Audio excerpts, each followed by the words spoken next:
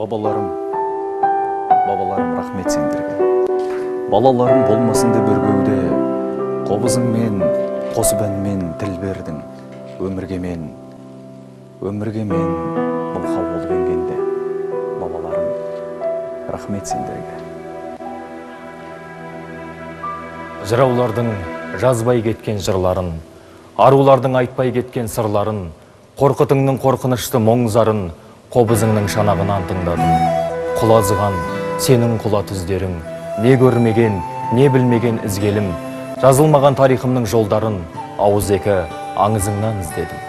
Сырашпайды сенің құла түздерің, сырашпайды тау тастағы іздерің, сенің бүкіл болмысыңның тағдырын домбыраның пернесінен іздедім. Іздедім де, сәттерімде түңілген, тастап кеткен тарихыңа жүгінгем де, бір өзіңе үңілгем. Бабаларым, тарихымды жазудамын бүгін мен, бір өзіңнің ана тіліңмен. Поэзияның жаны сүйетін қазақ өлеңдері жобасы бүгінде қонақта. Жайғасыңыздар. Келіңіздер. Құрметті көрермендер, жаңа айтып өткенде бүгін бізде поэзия таңы деді, қазақ өлең жігіттері келді. Өздеріңізді көрдіңіздер, керемет бабалардың болдырып, Мұғали атамыздың өлеңімен бастады. Қайырлы таң жігіттер, қош келдіңіздер. Өздеріңіз көргеніңіз өте қуаныштымыз. Көңіл-күй қалай? Көңіл-күй тамаша. Керемет, бізге осындай әдемі таң сыйлағандарыңызға рахмет. Жігіттер, енді өздеріңізді таныстыра кетсеңіздер. Есімім Ардагер Сатпаев. Қазақ өлеңдері тобының жетекшісімін. Жалпы қазақ өлеңдер деген парақша енді біз ең алғашында Инстаграм парақшасына желісінен бастадық қой енді. Әрбір қазақ баласы негізі поэзия дегенде біз бір керемет бір топ емес пе, сондай бір ұйым емес. Поэзияны жаны сүйетін жандар. Қыздар жігіттердің басын қосып, жалпы біз енді Инстаграмда ең алғаш қарап жүріп осы Инстаграмнан таптың ғой деймін. Бәріміз бір-бірімізбен солай таныстық. Соның бастаған Ардагер, негізі Ардақ. Өзіміз Тастик деп еркелетеміз. Лақабаты бар. Сондай тамаша. Осы Тастиктің бастауымен қазақ өлеңдері деген осындай парақша шайып, осылай жиналайық. Баяғы бақилық болып кеткен ақындарымыз бар, қаншама ұмытылып бара жатқан өлеңдер бар. Соларды еске алып, қазір енді жаңартып, видеолар түсіріп, осындай бір бастасақ деген керемет ұсыныспен жиналған болатынбыз. Соның бастамасында. Бастамасы керемет.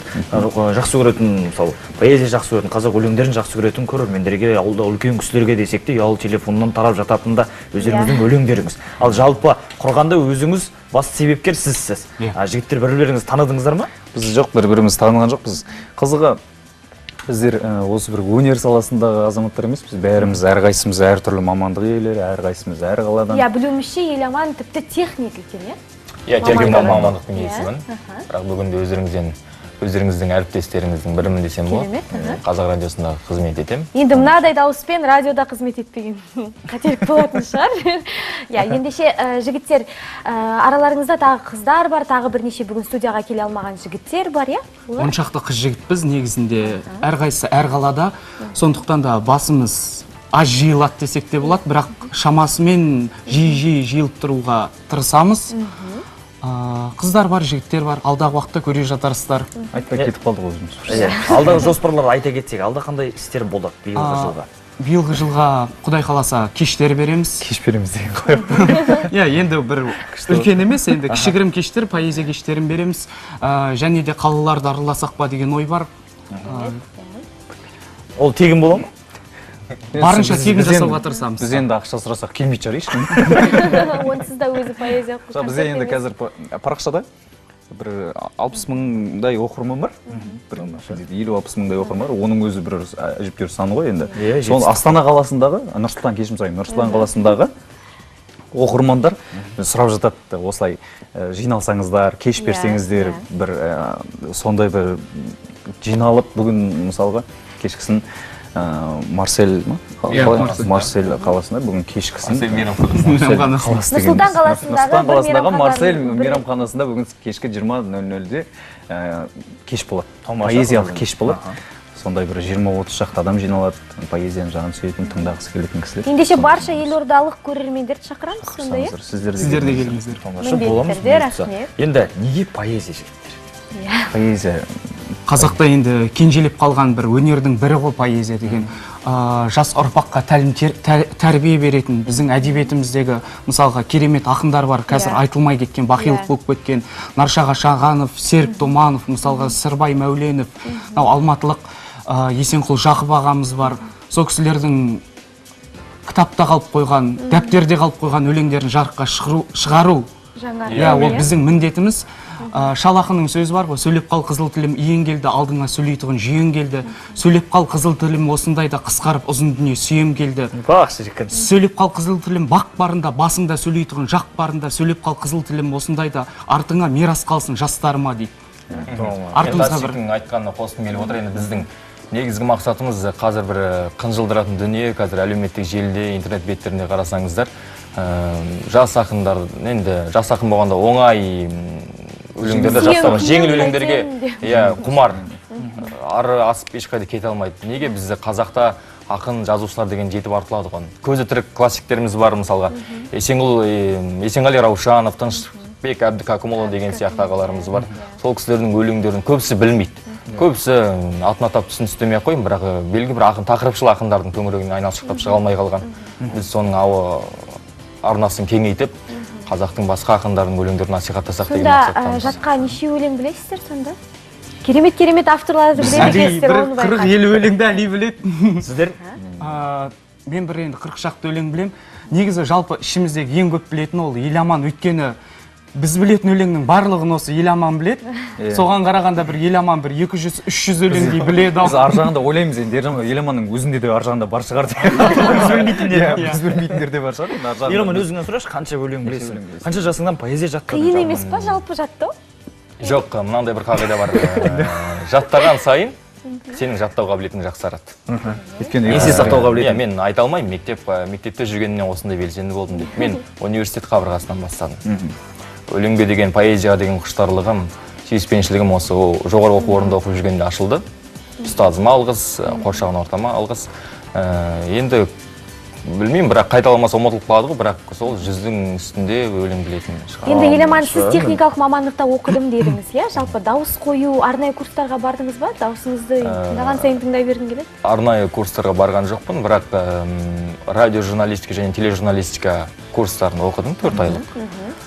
4 айдың ішінде осындай дауысыңызды... Бірақ ол жерде дауыс қою сабағы болды деп айта алмаймын. Тек қана қыр-сырын эфирде қалай жүргізу керек деген сияқты. Ал жалпы дауысты ешкімнен үйреніп, ешкімнен сабақ алған жоқпын. Тамаша, енді жігіттер, қазақ өлеңдері парақшасында бар. Көптеген өлеңдерді оқисыздар. Тыңдарманның, көрерменнің аяқта сол кісілердің сұраған өлеңдерін оқисыздар ма? Сұраған өлеңдерін білетін болса оқимыз ба? Онда да болмайды екен. Егер де Төлеген Айберген, мысалға Ұлықбек Есдәулетов, Мағжанның өлеңі болса, сондай керекті, халыққа керек деген өлең сұрап жатса, әрине оқимыз. Тамаша. Енді бізде өлең сұрайық деп тұрмыз, бірақ ондай өлең емес, жаңа 100-ден өлең, 50-ден астам 40-та шақты өлеңді білемін дедіңіз. Онда қазір сөздер жасарған. Сынап көрейік. Балжан, бір қағаз таңдап алыңыздар. Соған байланысты бір сөзден бір шумақ оқып. Сол сөзге қатысы бар. Сен көп өлең білесің ғой сен.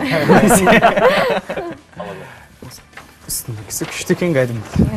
Ал кімге қандай сөз түсті? Мына жерде бір әдемі сөздер қалып кетті ғой, жарайды. Ал Еламан, қандай сөз? Ең жеңіл. Көрсетіңіз. Еламан екеуміз ауыстырайық та батыр. Махаббат. Қандай? Бір шумақ. Қазір жақсы көру не деген кереметең, қарағаны біреудің жебеге тең. Бейғам бара жатқан боп ал ішімнен кімдер қалай қарайды елеп өтем. Өмір сүру ішінде біреулердің сені жақсы көруі керек екен. Тамаша. Қандай керемет. Ал Әли, Бақыт деген. Бақыт. Әкемнің аты десең. Бақыт деген ең бірінші. Сенің бала күндер. Бақыт деген не өзі? Бақыт деген не өзі? Бақыт деген не өзі деп бастады топ таласты. Бірі оны үйден іздеп, бірі қырдан әрасты. Бір айтады, бақыт деген байлық емес пе? Керегіңше қылайды, киіп ішсең бақыттысың емес пе? Батыр. Ал батыр. Неменеге жетістің бала батыр. Күлетін өлең емес негізінде. Қариялар азайып бара жатыр. Бірі мініп келместің кемесіне бірі күтіп әнекей жағада тұр. Тамаша. Міне, құрметті көрермендер, осындай біздің өнерлі сері жігіттер. Қазіргінің сері деп айтсақ қателеспейміз. Және бәрі бойдақ, құрметті көрермендер. Соны айтып қою керек. Міне, жігіттер, уақыттарыңыз бөліп келгендеріңізге көпке рахмет. Іске сәт дейміз, өте керемет іс. Оңды болсын. Тек сәттілік тілейміз, жігіттер. Рахмет. Тамаша. Құрметті көрермен, осымен бізге берілген уақытта аяқталды. Біз сіздермен қоштаспаймыз. Демалыс күндеріңіз жақсы өтсін. Дүйсенбі жұма аралығында таңғы сағат 8:00-де Евразия бірінші арнасы міндетті түрде қосулы болсын. Ал алдағы демалыс күндеріңіз сәтті және тәтті өтсін дейміз. Аман сау болыңыздар. Тек жақсылықта жолығайық.